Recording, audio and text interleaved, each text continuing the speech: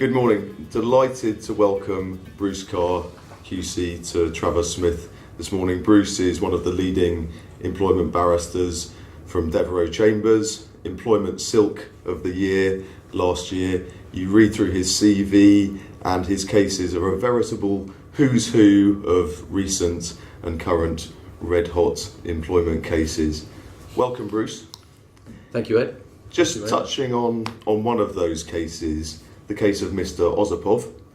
Big news in the world of whistleblowing last year. You acted for Mr Osipov, and as well as bringing an unfair dismissal claim against his employer or his ex-employer, International Petroleum, he also brought claims against two of the non-executive directors and was successful. Perhaps tell us a little bit about that. Yes, well, he first came to see me just informally because he was looking for somebody to represent him against who he regarded as a bunch of crooks. Problem we had at the outset was that this company was one that was always going to be run into the ground the moment there was any significant liability. So we decided to try and go for individual liability against two non-executive directors.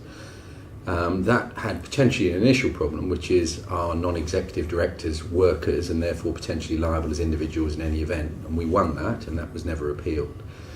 And we also won on the basis that their actions, which were immediately prior to and led to his dismissal, were things that we could level against them as individuals.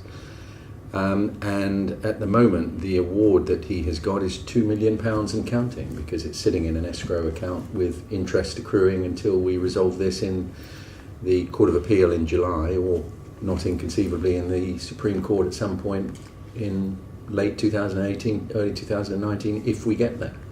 Yeah, so fascinating stuff, and that's really, I guess, broadened the potential exposure for employers and their directors in this type of situation. Yeah, so it starts with the amendment to the Employment Rights Act, which created individual liability for whistleblowing. That then goes back to the employer, so the employer is liable for the detriments committed by their workers, subject to a reasonable steps defence, which you'll be familiar with from equality law. The real issue in the case, and the one that the Court of Appeal are going to wrestle with, is when it's dismissal, can you still bring a claim against the individuals? Because there's a provision in section 47B that says where the detriment amounts to dismissal, you get kicked into Part 10 of the Employment Rights Act, ordinary unfair dismissal, and that produces this room for manoeuvre, if you like, that tribunals might have, because if it's a pure unfair dismissal or 103A unfair dismissal case, i.e.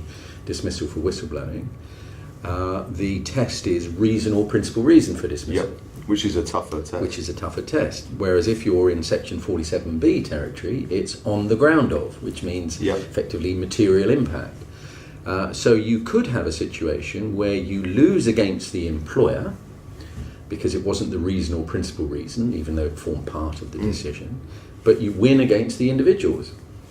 And that's, as I say, it's got two principal advantages. One, the lower threshold, and secondly, the ability potentially to enforce against individuals if the company goes down the river. And potentially enforce against the company under the vicarious liability provisions that you spoke about earlier, if you don't think the individuals are going to be able to pay the award.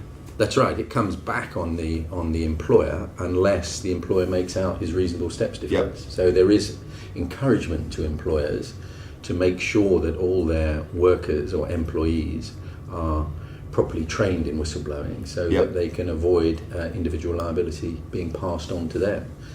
And the end result of that, of course, is if you've sued your individual respondents and you sued the employer and the employer gets out on reasonable steps defence, you can then potentially enforce against the individuals. And as in our case, where they were non-executive directors, they had D&O insurance.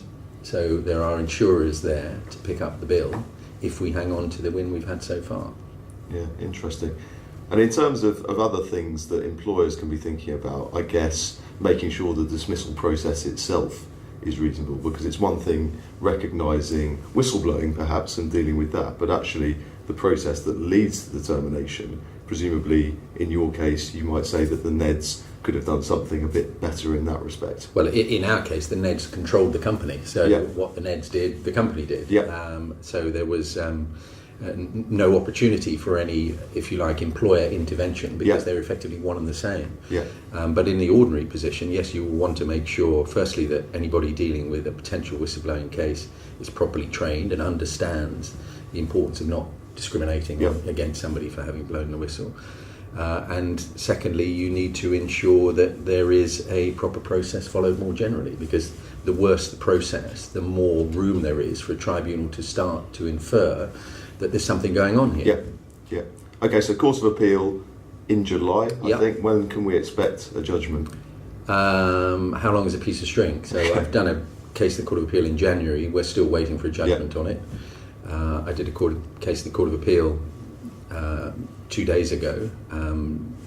Who knows when we'll get a judgment? They're supposed to get their judgments done within about 3 months. That's the sort of ready reckoner time. We've already had that breached in relation to the case I did in January. But certainly I'm not going to write to the Court of Appeal and tell them to get on with it. They'll do it when they can. And the Court of Appeal is very busy. They have a very heavy workload, particularly in employment cases.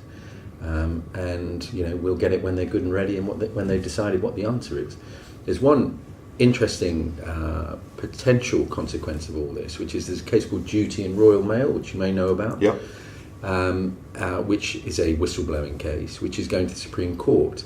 Permission was given by the Supreme Court for that to go to appeal. Permission was given in February. Haven't got a date for that yet, but that is the next big case on whistleblowing, because that deals with this question: where I am a dodgy manager who, for whistleblowing reasons, creates a report which is then innocently relied on by a dismissing manager, what is the reason for dismissal? Is it simply the guy who pulled the trigger innocently at the end of the process, or is it the guy who teed up the whistleblower for dismissal by creating this dodgy appraisal or dodgy report about their conduct? And that's the issue that's being dealt with in Duty. And there are implications in terms of the Osipov case, depending on how Duty goes. Very interesting. So watch this space.